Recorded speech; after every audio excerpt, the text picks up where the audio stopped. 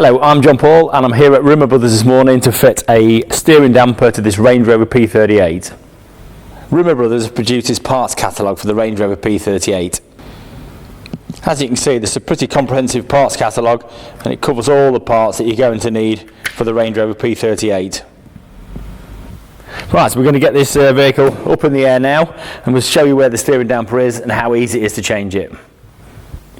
Here is the steering damper here. It's fitted to the chassis on one side and the drag link on the other side, and it's just held in with nut and bolt each end, which is an 18mm nut, 15mm spanner size bolt head, and the steering damper is just like a large shock absorber that just tries to absorb all the shocks out of the steering.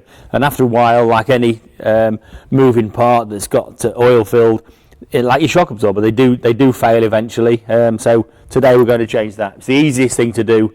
To try and remedy the wheel wobble, so that's what we're going to do.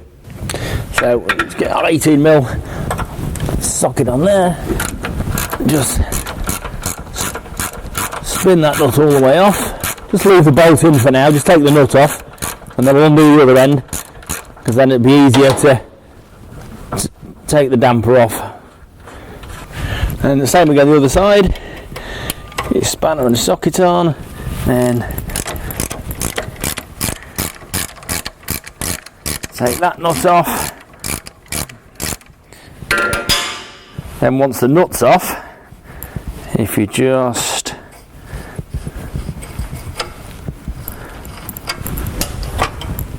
push the bolt out, the tap, and then we can move that end of the damper off and then release the other bolt, and here's our damper. Here's the new damper, and you can see how difficult it is to push in and out, and that's the damper doing its job. So when it's fitted, hopefully we'll see an improvement. Just going to refit the damper now.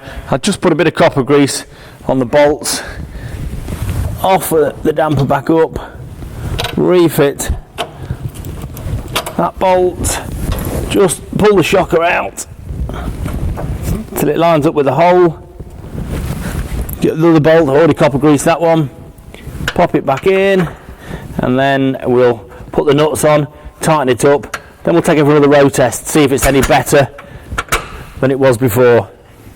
We've taken the vehicle for a road test and it's definitely better than it was before, but we're not going to stop there. We're going to check the steering joints, suspension joints, we're going to check the wheel balancing and the tracking. The tracking will be the last thing we do once we've got all the steering joints checked, changed if necessary, and also the front radius arm bushes. We'll check all them, and that will all affect the tracking, so the tracking is the last thing we'll do. So the next thing we're going to do is check all the steering joints.